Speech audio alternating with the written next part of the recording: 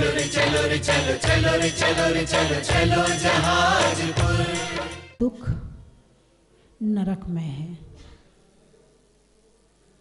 उससे कम त्रियंच गति में है, उससे कम मनुष्य गति में है, उससे कम देवगति में है, और जहाँ बिल्कुल नहीं है वो मोक्ष है। वर्णन चल रहा है, इतनी भूख लगी कि खाने को नहीं मिला। त्रियंच गति में कम से कम खाने को तो मिल जाता है। गाय भैंस पशु हैं, घास चर लेती हैं, चिड़िया है, उन्हें दाना मिल जाता है, प्यास लगती है तो पानी मिल जाता है। नरक में तो वो भी नहीं मिलता है। सिंधु नीर ते प्यास ना जाए, तो पण एक ना बूंद लहाए। सिंधु नीर ते यानी कि प्यास इतनी लगी कि सागर जितना पानी मिल जाए तो सारा पानी पी ले। नरक में प्यास इतनी लगती है कि सागर मतलब आप कितना पानी, आपको प्यास लग रही है तो आप कितना पानी पिएंगी? 1 गिलास, थोड़ी और लग गई तो 2 गिलास, थोड़ी और लग गई तो, अरे बोलिए ना, 3 गिलास और लग गई तो, 4 गिलास और लग गई तो, इससे ज़्यादा नहीं पी पाओगे। एक गाय कितना पानी पिएगी? 1 बाल्टी, 2 बाल्टी, 3 बाल्टी, इससे ज़्यादा वो भी नहीं पी पाएगी। एक हाथी कितना पानी पिएगा? एक क्वांटिटी है ना, सबके पीने की एक लिमिट है, एक लिमिट है, उससे ज़्यादा नहीं पी सकते हैं पानी। लेकिन नरक में तो इतनी प्यास लगती है कि यदि सागर समुद्र के बराबर पानी भी मिल जाए तो भी कम है, लेकिन पीने के लिए वहाँ 1 बूंद भी नहीं मिलती। क्या आप प्यास जानते हो? प्यास क्या होती है? अरे बोलिए ना, प्यास क्या होती है जानते हैं? अशोक जी, गेंदालाल जी, प्रेमचंद जी, जानते हो प्यास क्या होती है? हैं? आपको प्यास का नहीं पता है, नहीं पता है। आपको प्यास लगती नहीं है, उसके पहले आप पानी पी लेते हो। भूख लगती नहीं है, उसके पहले भोजन मिल जाता है।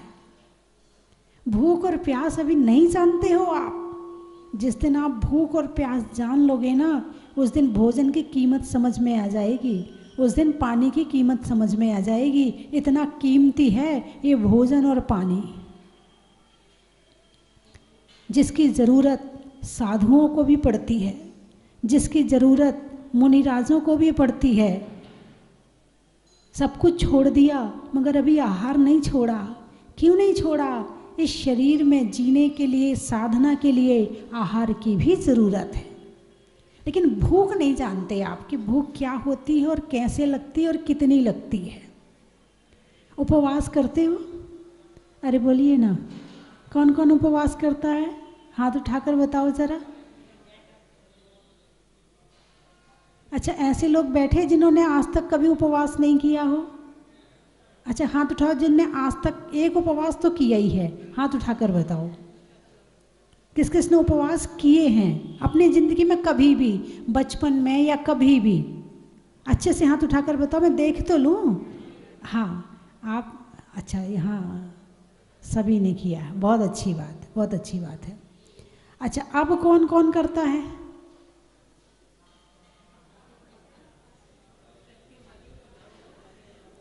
अब उपवास कौन कौन करता है? जैसे जैसे बड़े होते जाते हैं वैसे वैसे धर्म कम होता जाता है। ऐसा होता है क्या? ऐसा हो रहा है क्या? एक बहन जी आई थी, वो कह रही थी, बोले माता जी पहले तो जब मेरे बच्चे छोटे थे तब तो ध्यान भी कर लेती थी, पूजा भी कर लेती थी, पाठ भी कर लेती थी, सब कर लेती थी। अब जब से बच्चे बड़े हुए हैं, इनकी शादी हुई है, नाती पोते आए हैं, तब से ना तो ध्यान में मन लगता है, ना ज्ञान में मन लगता है, ना पूजा में मन लगता है। जितना जितना कीचड़ में घुसते चले जाओ उतना उतना धर्म भी छूटता चला जाता। जितना जितना मोह बाहर से बढ़ता जाएगा उतना उतना अंदर से दूर होते जाओगे, और जितना जितना बाहर से छूटते जाओगे उतना उतना अंदर प्रवेश होता जाएगा। और बाहर की चीज यही छूटने वाली है, जो कुछ है वो हमारे अंदर ही है। तो भूख और प्यास, भूख को देखना हो ना तो उपवास करके देखो भूख क्या होती है और कैसे लगती है। यानी एक बार तो मैं अपना प्रैक्टिकल बताऊं, जब मैंने पहली बार उपवास किया, पहली बार जब उपवास किया तो सोचा कि दूध पानी लेके कर लूँगी, ऐसे तो होगा नहीं। अब वो शहर में साधु थे, उस दिन चतुर्दशी थी, वो प्रतिक्रमण कर रहे थे, तो मैं उनके साथ प्रतिक्रमण में बैठ गई। और जब प्रतिक्रमण से उठी तब तक रात हो गई, दूध पानी ले ही नहीं पाई। चलो कोई बात नहीं, अच्छा हुआ आज पानी नहीं लिया है। रात को 12 बजे से क्या सारी रात नींद नहीं आई, और सुबह 6 बजे उठी और नहाया। और नहाया भी कैसा, ना साबुन, घर की बात है, ना साबुन लगाया, ना शरीर में कहीं हाथ फेरा, पानी डाला, कपड़े पहने और बाजू में मंदिर था। पहुंच गई 6 बजे सुबह मंदिर, हाथ जोड़े भगवान के, एक बार भगवान को देखा, एक बेदी के भगवान को, पूरे नहीं, एक बेदी के भगवान को यूं देखा, सिर पटका और भागी घर की तरफ। अब सोचा सबसे पहले चाय बना के पीऊं। अब चाय के लिए दूध निकाला तो दूध फट गया, और सुबह से रोटी तो खा नहीं सकते हैं भाई, ऐसे संस्कार नहीं कि सुबह से खाने बैठ जाएं, ऐसे संस्कार नहीं मिले थे। तो अब दूध देखा तो दूध फट गया, अब क्या करें। तो मावा रखा हुआ था, उसको पानी में घोला, उसकी चाय बनाई और पी, तब ठंडक आई। बात समझ में आई कि नहीं। भूख, ये आपके साथ क्या हुआ मुझे नहीं पता है, लेकिन मेरे साथ क्या हुआ वो मैंने आपको बताया, भूख का उदाहरण। और एक बार की बात है, यात्रा करने गए थे। अब यात्रा करने में एक जगह मंदिर नहीं मिला, अब मंदिर ढूंढते ढूंढते 2 बज गए।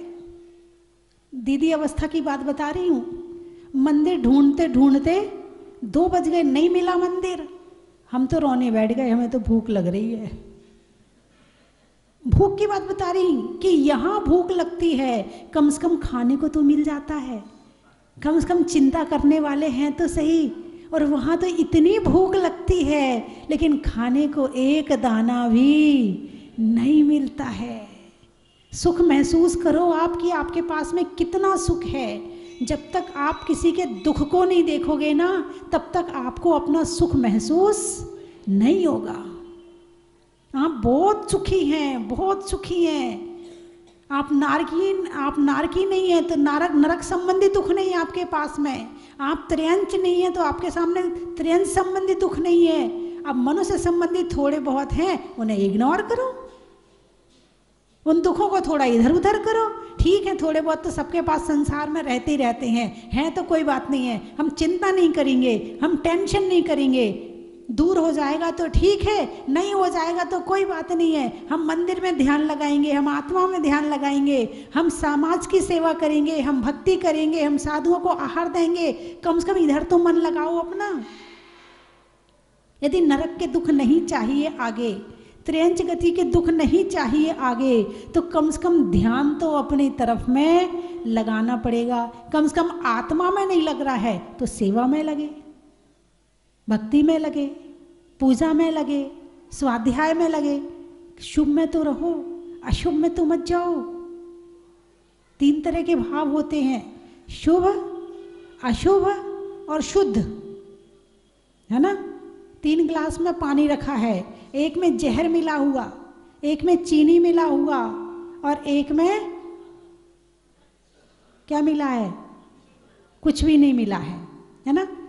तो जो जिसमें कुछ नहीं मिला है वो तो हो गया शुद्ध, शुद्ध भाव। जिसमें कुछ नहीं है, केवल आत्मा का ध्यान है, वो तो हो गया शुद्ध भाव। वो तो होने वाला है नहीं है, उसकी तो कल्पना छोड़ दो। वो तो अभी घर में रहकर कोई हो जाए, और पंचम काल में तो सप्तम गुण स्थान का भी एक भाग बनता है, वहाँ भी पूरा नहीं बनता है। तो अभी आपके शुद्ध भाव तो हो ही नहीं सकते हैं। चलो अब दो बचे हमारे पास में, एक शुभ भाव और एक अशुभ भाव।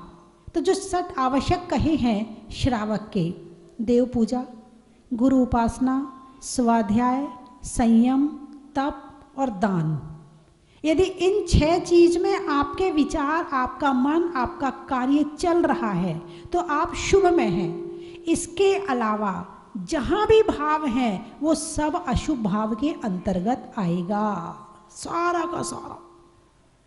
कुछ भी कर रहे हो वो सब कुछ अशुभ के अंतर्गत ही आएगा। और अशुभ का बंध, अशुभ के भाव करने से किसका बंध होता है? पाप का। और पाप का फल क्या होता है? दुख की सुख। अरे बोलिए ना, नहीं नहीं धीरे से क्यों बोल रहे, जोर से बोलिए ना। अब आप ये हिसाब लगाओ कि आप 24 घंटे में से कितनी देर शुभ में रहते हो और कितनी देर अशुभ में रहते हो। हाँ, आप किसके कारण कर रहे हो, महत्व इस बात का नहीं है। आपने अशुभ भाव किसके कारण किया? अरे उसने गुस्सा दिला दिया हमें, क्या कहते हो? अरे बोलिए ना, कहते हो कि नहीं? हम तो गुस्सा नहीं करते, हम तो बिल्कुल नहीं करते गुस्सा, हमें आता ही नहीं है गुस्सा। तो बस कोई दिला देता है, वो कहीं से खरीद के लाके दे देता है तुम्हें गुस्सा कि लो गुस्सा करो। यदि गुस्सा दिलाने से गुस्सा आता तो फिर भगवान को भी आना चाहिए। यदि भक्त मंदिर नहीं आया, आ गया गुस्सा, क्यों नहीं आया? रोज आया कर, गुस्सा आ गया। गुस्सा दिलाने से नहीं आता, गुस्सा तुम्हारे अंदर में है, निमित्त सामने वाला है, निमित्त सामने वाला है। कंट्रोल पावर तुम्हारे हाथ में नहीं है। जैसे टीवी है, उदाहरण देती हूँ हमेशा मैं, वो सबसे अच्छा उदाहरण है। आपको टीवी को देख के याद भी आ जाएगा, जब कभी आप टीवी चलाओ तो उसको करके मेरी याद भी आ जाएगी कि हाँ माता जी ने ये उदाहरण दिया था। जैसे टीवी है, टीवी में कितने चैनल आते हैं? बहुत सारे, गिनती पकड़ लो 20 चैनल हैं, ठीक है। अब आपको कौन सा चैनल देखना है तो आप क्या करोगे? अरे बोलिए ना, रिमोट किसके हाथ में है? आपके हाथ में है। टीवी कहाँ रखी है? दूर रखी है। अब वो दूर से आपने रिमोट का बटन दबाया तो टीवी का चैनल चेंज हुआ कि नहीं हुआ? अरे बोलिए ना, हो गया ना। टीवी अपने आप अपना चैनल चेंज नहीं करती, तुम्हारे हाथ में रिमोट होता है और तुम टीवी का चैनल चेंज करते हो। टीवी में चेंज होने की शक्ति है, टीवी में चेंज होने की शक्ति है, लेकिन चेंज करने वाले तुम हो, ठीक है। अब ऐसे ही तुम हो और सामने वाला तुम्हारे परिवार वाले, घर वाले हैं। अब उसने तुम्हारे में क्रोध का चैनल लगाया, तुम शुरू हो गए। उसने मान का चैनल लगाया, तुम शुरू हो गए। उसने लोभ का चैनल लगाया, उसने गिफ्ट दी, आपको लालच आ गया, नहीं ऐसा काम करो तो दूंगा, हाँ कर दूंगा, ला दे। लोभ का चैनल लगाया, आप चेंज हो गए। उसने हिंसा का चैनल लगाया, आप चेंज हो गए। उसने झूठ बोलने का चैनल लगाया, आपने झूठ बोल दिया। उसने हास्य लाफ्टर चैनल लगाया, आप हंसने लगे। उसने शोक का चैनल लगाया, आप रोने लगे। उसने डराया, आप डरने लगे। उसने भगाया, आप भाग गए। यानी आप अपने आप नहीं चल रहे हो। बोलिए हाँ या ना। अभी तुम्हारा रिमोट तुम्हारे हाथ में नहीं है। तुम सोचो कि मुझे गुस्सा आएगा तब करूंगा, नहीं तो नहीं करूंगा, तो समझना रिमोट तुम्हारे हाथ में है। और यदि तुमने सामने वाले के कहने से कर लिया, सामने वाला तो चाह रहा है कि तुम गुस्सा करो, सामने वाला तो चाह रहा है तुम चिल्लाओ। हाँ बिल्कुल, यदि सामने वाले को गुस्सा आ रहा है और तुम शांति से बैठ जाओ, नहीं, उसको और गुस्सा आएगा। मैं पागल हूं क्या, अकेले भौंके जा रहा हूं। जब तक उसे जवाब ना मिले उसे शांति नहीं पड़ती है। बोलिए ऐसा है या नहीं है? कोई चुप हो जाए, तुम चिल्ला रहे हो, वो चुप हो जाए तो तुम्हें और गुस्सा आता है कि बोल नहीं रहा है। और जब आपस में दोनों लड़ते हैं ना तब मजा आता है, तब लगता हाँ कोई बात हो रही है। और क्या कहते, हम अकेले अकेले भौंक रहे हैं, यही कहते हो ना। अकेले अकेले ची ची कर रहे हैं, ऐसा नहीं कहते हो। अकेले अकेले हिनहिना रहे, ऐसा नहीं कहते। क्या कहते हो? अकेले अकेले, अरे बोलो ना, भौंकता कौन है? भौंकता कौन है? एक संसार में एक ही प्राणी है जो अकेले बोलता है, उसका नाम है, नहीं मैं नहीं बोल रही, बस वो ही अकेला है।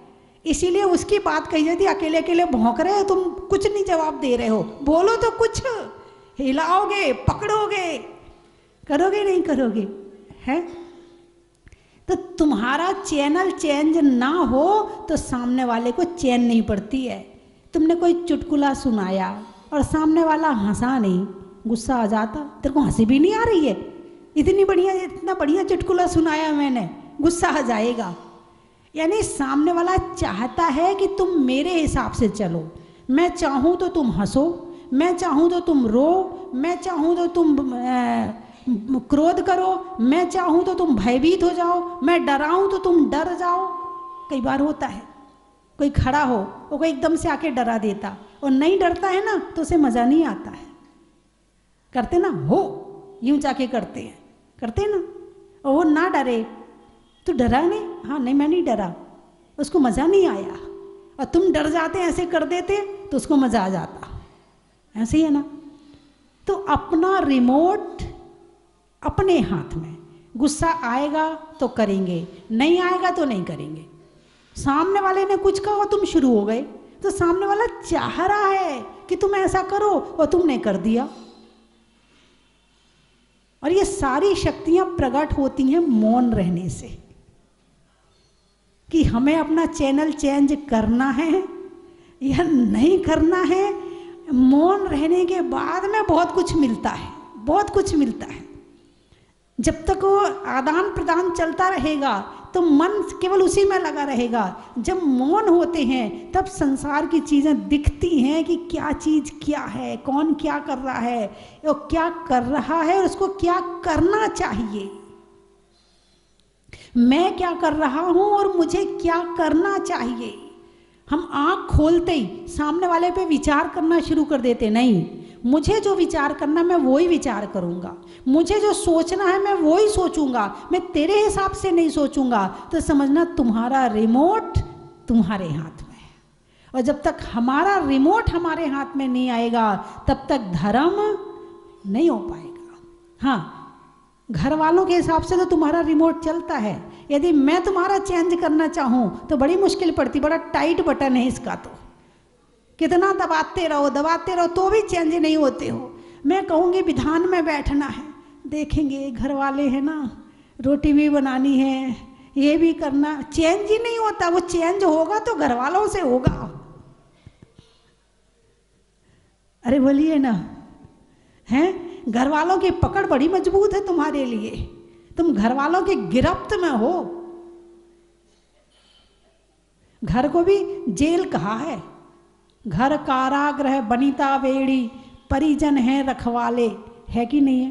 अरे बोलिए ना, पढ़ते ना वैराग्य भावना में, घर कारागृह बनिता बेड़ी। अब जैसे कारागृह, कारागृह यानी जेल, जेल में क्या होता है, उसे पकड़ के बंद कर देते हैं, ठीक है। अब वो वहाँ से भाग नहीं सकता है। बोलिए हाँ या ना, तुम भाग सकती हो? एक खुली जेल है। कैसी जेल है ये, कैसी जेल है? हाँ, 8 बजे मंदिर गई है, 9 बजे वापस आना चाहिए। नहीं आज माता जी के प्रवचन हुए ना तो वो सुनने बैठ गई थी। अच्छा चलो कोई बात नहीं है, सुन लो। उनकी परमिशन होगी तो प्रवचन सुनोगे, और उनकी परमिशन होगी नहीं होगी तो प्रवचन भी नहीं सुन सकते हो। बेटा कह रहा पापा दुकान में 9 बजे आ जाना, मैं 10 बजे आऊँगा तो पापा को जाना पड़ेगा, प्रवचन नहीं सुन पाएंगे पापा। और यदि देर हो गई तो फिर देखो आँख, प्रवचन में आप नहीं आओगे तो मैं आँख थोड़ी दिखाऊंगी, मैं आपको डांटूंगी थोड़ी। अरे बोलिए ना, हैं? लेकिन यदि तुम घर वालों के पास टाइम से ना पहुँचो तो फिर देखो बैठी रहो मंदिर में, तुम्हें माता जी रोटी दे देंगी, मिल जाएगी वही रोटी, रहो उन्हीं के साथ में। बोलिए ऐसी बातें सुनने मिलती हैं कि नहीं मिलती हैं? शुरू हो जाते हैं ना।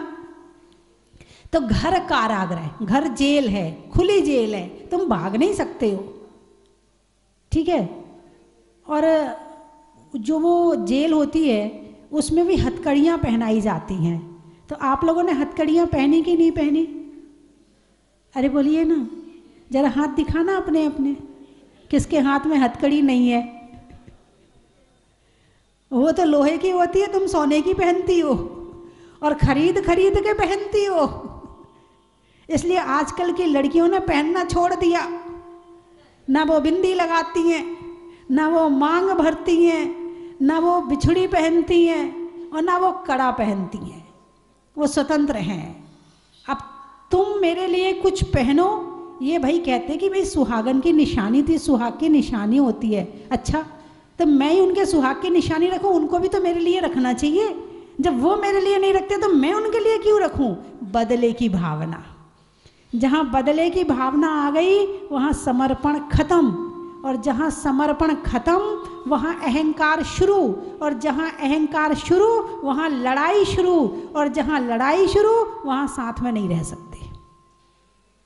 बोलिए यही हो रहा है कि नहीं हो रहा? शक्ति को के प्रति कोमलता को समर्पित होना पड़ता है, और यदि कोमलता शक्ति के प्रति समर्पित नहीं होगी तो वहाँ फिर संबंध बनने वाला नहीं है। दो परमाणु एक से हों, यदि रुक्ष रुक्ष हों तो उनका स्कंध नहीं बनता है, और यदि स्निग्ध स्निग्ध हों तो उनका स्कंध नहीं बनता है। समझ में आई कि नहीं आई? जैसे अब आटा आटा है, अब आटा आटे के लड्डू बनाना चाहो तो लड्डू बन जाएगा क्या? नहीं बनेगा। क्या करना पड़ेगा? उसमें थोड़ा घी डालना पड़ेगा, थोड़ी चीनी की चाशनी डालनी पड़ेगी, फिर लड्डू बन जाएंगे, फिर अच्छा लड्डू बनेगा, ठीक है। यदि आप घी का लड्डू बनाना चाहो तो भी नहीं बनेगा, है ना। और यदि आप आटे आटे का बनाना चाहो तो भी नहीं बनेगा।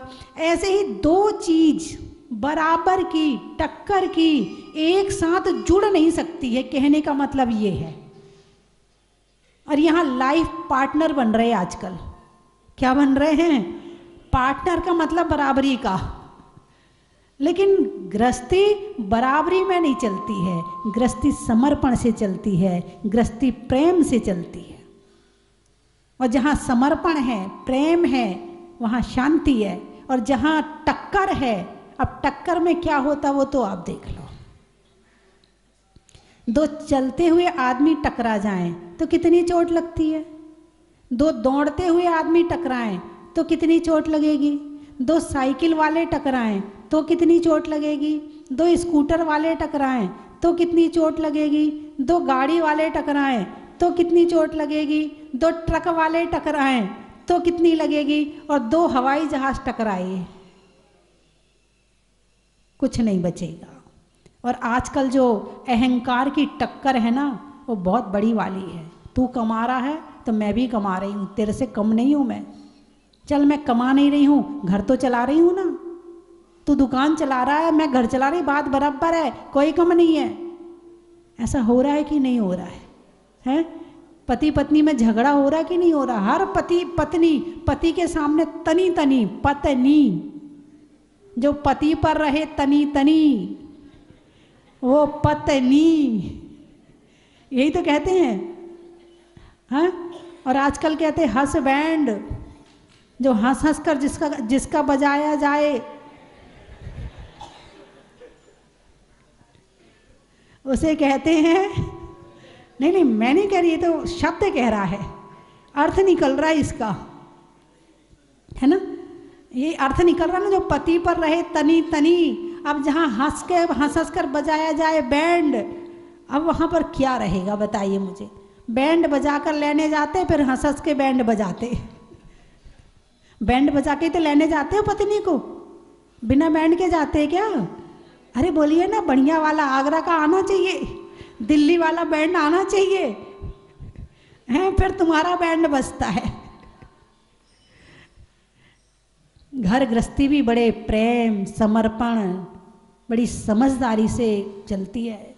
और घर गृहस्थी में यदि समझदारी नहीं है, घर गृहस्थी में यदि एक दूसरे को समझने का काम नहीं है, घर गृहस्थी में यदि क्षमा भाव नहीं है, घर गृहस्थी में यदि बदले की भावना है, घर गृहस्थी में यदि बैर बांधने की भावना पैदा हो जाए, वो घर गृहस्थी नहीं, वो नरक बन जाता है। और जिस घर गृहस्थी में समर्पण है, प्रेम है और धर्म की भावना है, ध्यान की भावना है, साधु की सेवा है, साधु का चौका है, स्वाध्याय है, संयम है, तप है, दान है, वो घर गृहस्थी नहीं, वो स्वर्ग है। अब आप देख लो कि आपने अपनी घर गृहस्थी को नरक बनाया है या स्वर्ग बनाया है। बनाना तुम्हारे हाथ में है, कोई दूसरा बाहर वाला नहीं आएगा बनाने के लिए। हाँ, बाहर वाले इतना कर सकते हैं, तुम्हें आइडिया दे सकते हैं। क्या कर सकते हैं? आइडिया दे सकते हैं। पड़ोसन, एक बार की बात है कि मैं मंदिर से बाहर निकल रही थी, कुछ महिलाएं भी साथ में थी, गर्मियों का समय था। एक महिला 8-10 दिन अपने पीहर रह के वापस आई थी और दूसरी महिला नहीं गई थी। ए तू पीहर नहीं गई? मैं तो हो आई, तेरी सास ने नहीं जाने दिया तुझे। मैंने कहा अब ये इसके घर में लड़ाई करवाएगी। ये पूछने का मतलब तेरी सास ने नहीं जाने दिया, इसका मतलब सास के प्रति वो उस बहू के मन में बुरी भावना भर रही है। तेरी सास ने नहीं जाने दिया। मैं तो अपनी सास के साथ रहती नहीं हूँ, जब जाना चाहती चली जाती, जब जाना चाहे आना चाहती आ जाती। इसका मतलब इसका घर फोड़ेगी। बोलिए, इस तरह की बातें आप लोग करते कि नहीं करते? और इस तरह की बातों से दूसरों के घर टूटते हैं कि नहीं टूटते हैं? ये सब क्या है? हम तो खुद शांति से रह नहीं रहे, अब वो शांति से कैसे रह रही है ये भी सहन नहीं हो रहा है। जब तक उनके घर में लड़ाई नहीं करवा देंगे ना, तब तक मजा नहीं आता है। और रौद्र ध्यान हो गया, किसी के घर में लड़ाई झगड़ा करवाना यानी रौद्र ध्यान है, और रौद्र ध्यान सीधे नरक का कारण है। बहुत अव्यवस्थित जिंदगी है, बहुत अव्यवस्थित जिंदगी है। इस जिंदगी को व्यवस्थित करना बहुत बड़ा काम है, बहुत बड़ा। जिसने जिंदगी जीना सीख लिया, यानी उसने जिंदगी में बहुत कुछ सीख लिया। ना बोलना आता है कि कब बोलना, कितना बोलना, क्या देखना, क्या नहीं देखना, क्या सुनना, क्या नहीं सुनना, क्या सोचना, क्या नहीं सोचना, कुछ नहीं पता। बस जो मन में आ रहा है सो करे जा रहे हैं। मेरी बात का बुरा तो नहीं लगा आपको? क्यों नहीं लगा भाई? यदि चाय के ऊपर से लड़ाई हो जाए तो बुरा लग जाता है, तो चाय छोड़ देते हो, है ना? बुरा लगता तो छोड़ देते ना। अब मेरी बात थोड़ी सी बुरी लगेगी, छोड़ोगे तो सही। पश्चिम दिशा दे श्री मल्लिनाथ जिनेन्द्राय नमः। अनर्घ पर प्राप्ताय अर्घम निरूपामिति स्वाहा। हम सभी कमेटी के सदस्यगण आपके श्री चरणों में ये निवेदन करते हैं कि पूर्व में जिनवाणी मंदिर का भूमि शिलान्यास हुआ था, उसी स्थान पे पुनः अब कार्य प्रारंभ करने जा रहे हैं। इसलिए भूमि शिलान्यास कर रहे हैं, आप इसकी आज्ञा प्रदान करें एवं इस स्थान पर जो भी देवी देवता गण विराजमान हैं वह भी इस कार्य में अपना सहयोग प्रदान करें। इस कार्य में विघ्न बाधा न आए। यह कार्य धर्मोत्थान के लिए, धर्म प्रभावना के लिए किया जा रहा है। इस कार्य में किसी जीव मात्र की हिंसा हो या जाने अनजाने में कोई गलती हो जाए तो हे भगवान अज्ञानी समझकर क्षमा प्रदान करें। क्षमा प्रदान करें, क्षमा प्रदान करें। ओम भूगर्ष भक्ति जाग मुसना चिरेंद्र पावन चढ़कल बुनानक पद प्राप्त है अर्घम न पामती स्वाहा। जिनवाणी मंदिर का शिलान्यास आपके परम सानिध्य से निर्विघ्न सानंद संपन्न हो, यही मंगल कामना करते हैं एवं अपना मंगल आशीर्वाद सानिध्य प्रदान कर हम सभी को अनुग्रहित करें। नमोस्तु गुरुवर, नमोस्तु गुरुवर, नमोस्तु गुरुवर। ओम रूम आचार्य परमेष्ठी गुरुदेव ज्ञानंद सागर जी महाराज, आपके बसवेनंद सागर जी महाराज के परम शिष्य ज्ञानानंद सागर महाराज के श्री चरणों में, सत्संग चरणों में जल फलादि अर्घ्यम नर्वपामति स्वाहा। कोटि कोटि नमन करते हैं, प्रार्थना करते हैं एवं उनकी शिष्या सरस्वती माता जी के सत्संग चरणों में निवेदन करते हैं अपना मंगल आशीर्वाद एवं सानिध्य प्रदान कर हम सभी को अनुग्रहित करें। नमोस्तु भगवान, नमोस्तु भगवान, नमोस्तु भगवान। भगवान की जय हो, कल्याणक महामहोत्सव की जय हो। महाम्यजे ओम ह्रीम विनायक सिद्ध्यंत निर्माणाधीन जिनवाणी जिनालयस्थ पांडुशिला पीठस्थाय अर्घ्यम निर्वपामति। ओम नी भूर्वाश्वरी मंगलयंत में तद भग्नोग भारत महापुरुषिंचामि। ओम नी भूर्वाश्वरी मंगलयंत में तद भग्नोग भारत महापुरुषिंचामि। ओम नी भूर्वाश्वरी मंगलयंत में तद भग्नोग भारत महापुरुषिंचामि। नमः शांतिं पुष्टिं पुष्टिं ते कुरु कुरु रमनाथ सब छामडाम रविनाथ राम मेरी मुरु रवसी अवता नमः सब शांतिं पुष्टिं पुष्टिं ते कुरु कुरु। श्रीमद् जनेन मई वंदे सर्वाजनाय अरत्वती माता जी एवं सत्संग माता जी के श्री चरणों में एवं महाराज सभी के चरणों में नमन करते हैं। हम सभी को मंगल आशीर्वाद प्रदान करें। द्विती चतुराहत दह अष्ट दल पद्म ब्रह्महि सद्वा कोणक पंचक मंगलभूतम चल्लित तत्काधिकान मंत्रागान नवदेवता नृतसुरां नर्घेण संभाये। ओम ह्रीं मातृकाय यंत्र स्थापनं करोमि। ओम ह्रीं अरत आदि रस मंत्रे धोन्वा पूर्ण अर्घ्यं निर्वपामति स्वाहा। स्थापयामि तमं चित्तमूलं मंगल कलश स्थापनं करोमि। ओम ओम ब्रह्मलाय नमः पुष्पकर्माणि। ओम सर्वजनानंदकारि स्वभावती तुष्टो तुष्टो तुष्टो। ओम शुद्ध धूपाय नमः धूपम नृपपामति। देश ध्यावे जनवर बस को जो सदा शोककारी राधि कर्म नाश कर पाए केवल राज।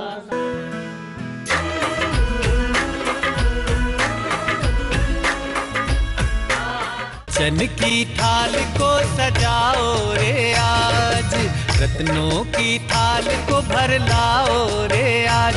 आओ आओ करे रे गुणगान आरती भगवन की। आओ आओ करे गुणगान आरती भगवन की। आओ आओ करे रे गुणगान आरती भगवन की।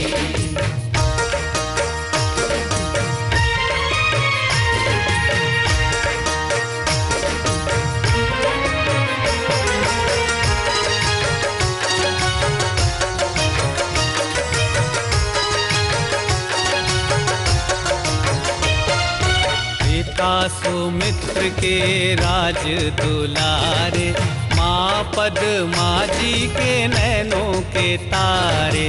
पिता सुमित्र के राज दुलारे, माँ पद्मा जी के नैनों के तारे। राजगृही में जन्म लियो आप, राजगृही में जन्म लियो आप। आओ आओ मनाए खुशी आज आरती भगवन की। आओ आओ करें गुणगान आरती भगवन की। परम विदुषी लेखिका गणिनी आरिका रत्न श्री 105 स्वस्ति भूषण माता जी, जिन्होंने मात्र 20 वर्ष में 100 से भी अधिक किताबें लिखकर जैन समाज को अनूठा योगदान दिया है, बड़े बड़े विधान जैसे कल्पद्रुम महामंडल विधान, सिद्ध चक्र महामंडल विधान, इंद्रध्वज महामंडल विधान एवं विशेष जिनपद, पूजांजलि आदि महत्वपूर्ण साहित्य बहुत ही सरल व सुबोध शैली में लिखे हैं, जिसमें गद्य एवं पद्य साहित्य भी समाहित है। इन महान साहित्यों को पढ़कर आप भी अपने ज्ञान का विकास कर सकते हैं। साहित्य प्राप्त करने हेतु आज ही संपर्क करें। संपर्क सूत्र 7906062500 9868345768।